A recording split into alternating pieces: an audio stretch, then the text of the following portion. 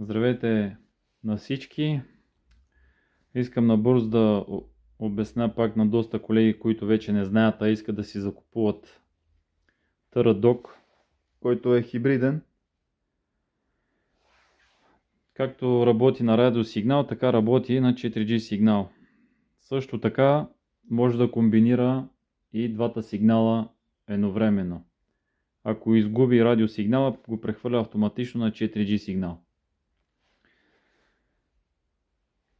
За разстояние на пресечени терени, който се дава, е до 15 км от производителя.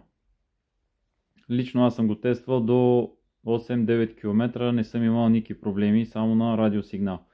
Но вече ако надмине тия разстояния, автоматично ще го прехвърли на 4G сигнал, който ще продължава да работи с интернета. Така че винаги ще сте наясно къде се намира вашето куче.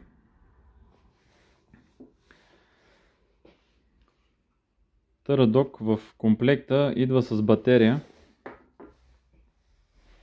и с SIM карта. Вътре под SIM картата е слота за 4G-то.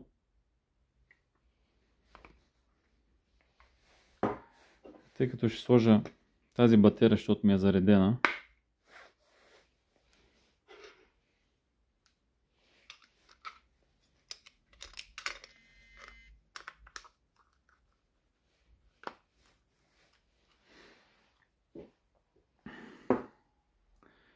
В комплекта идва с зарядните, с въженцето за врата, също с къста антена. Вече дългата антена, който желае, допълнително се закупува. И вече ако имате и други проблеми с антената за нашийника.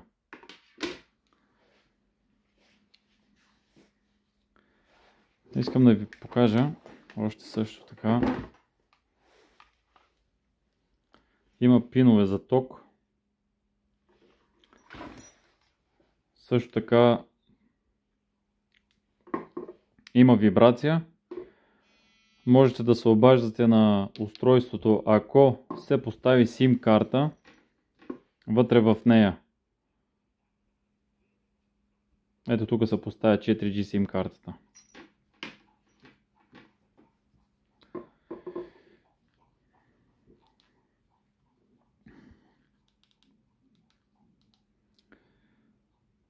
В настройките имаме езици за Европейския съюз, така че всеки, който иска да си променя езика.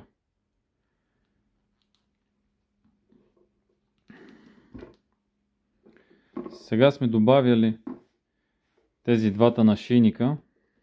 Сега ще ви покажа как се добавят.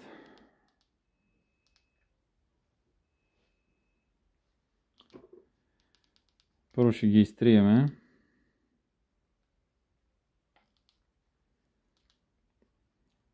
Създаваме добавяне на нашийник. Натискаме, задържаме за 2 секунди и пускаме.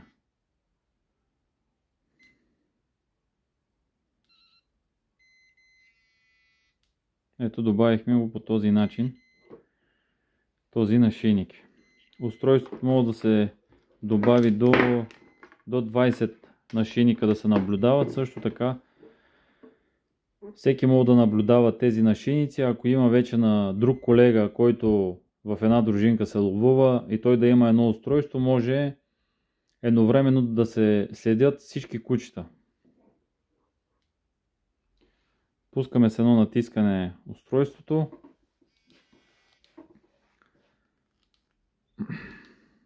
Тя че една качка я изтрих.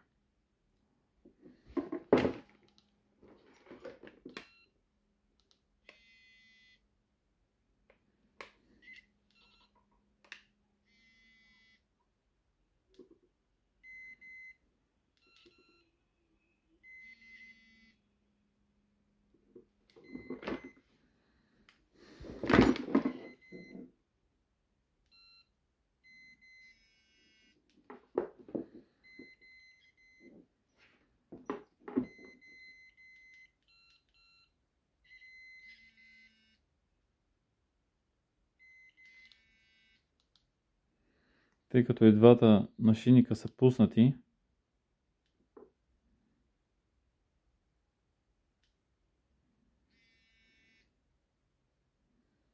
ще ми е трудно да ги добавя. Сега ще изключа.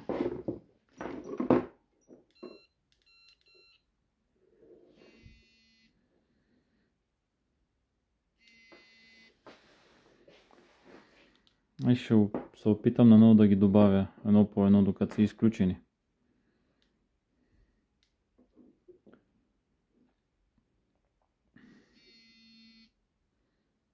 Батериите също държат много. Спокойно мога да си изкарате събота и неделя, както и така и през седмицата да се ловува.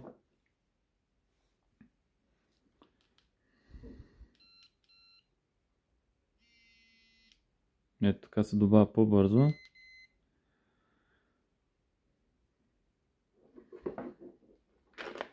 Сега ще добавяме и другия. Само да се включи.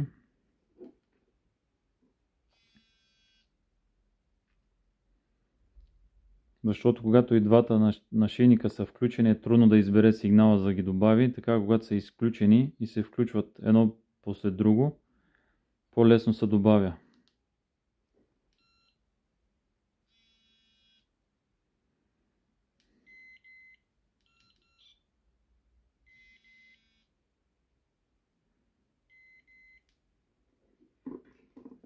Хайде да.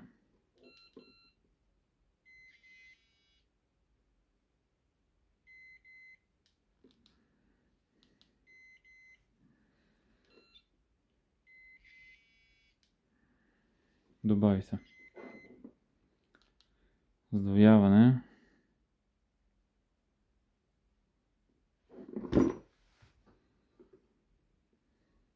Готово.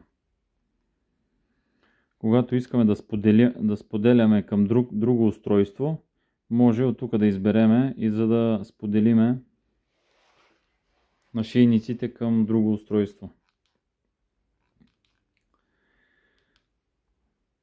От тук също може да избереме да подаваме сигнал за вибрация и за светлина. Избираме едното куче. Избираме вибрация. Ако искаме светлина, избираме светлина.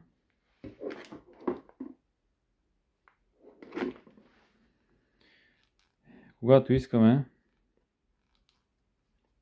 да избереме ток, избираме високо и то се чува с едно леко пискане.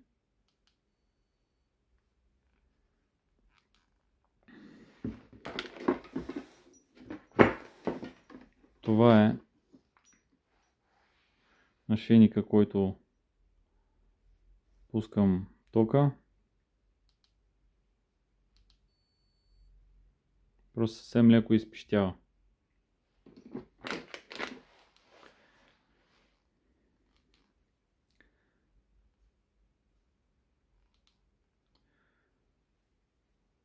Тук също ни показва батерията на какво ниво е. Също показва кучетата на каква посока са и на колко километра или метра са от нас.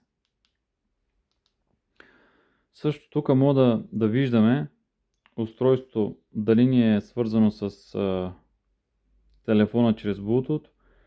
Също така мога да видим разстоянието, също така активността и тук най-вече да видим сигнала. Също така някой път, когато имате някакво съмнение за метрите, най-лесно задавате калибриране. Е най-лесно. Калибрирате си спокойно, за да могат да се обновяват метрите и самата информация. Също така тук може да си промените на колко секунди да ви обновява информацията. за локация.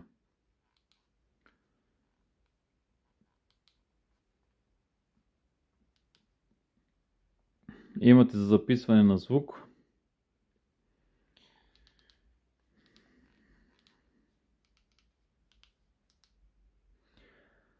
Тук, където влезнах в GPS статус, тук ви показва информацията на самия сигнал, който се предава от устройството към нашийника. Самия сигнал.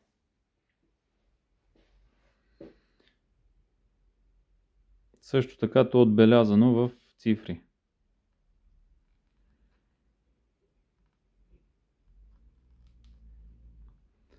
Тук да отбележа ви показва надморската височина, на каква височина сте.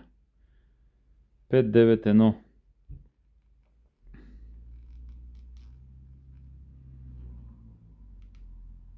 Така, тук видяхте тока. Избира се последния начин как да зададете на съответното куче или нашийник. Като натиснете с тази стрелка, избирате си кучето. Ако искате да го отмаркирате, натискате другата стрелка и готово. Избираме само едното куче и изпращане. Не е сложно за работа, така че опростено е. Както казах, може да се използва също така, както късата, така и дългата антена, която е 2 пъти по-дълга. Пак си е на търдок.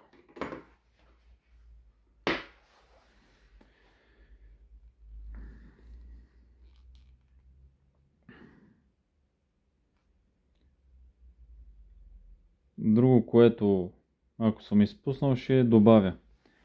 Също така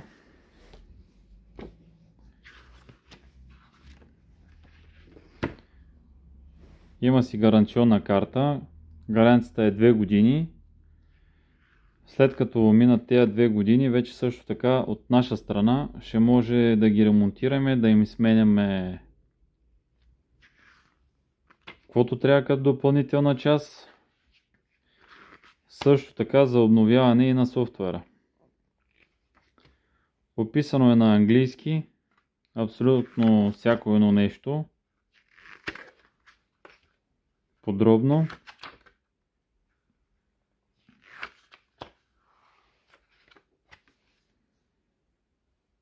Получавате 2 години гаранция и най-добрата цена в магазина. Благодаря и хубав ден!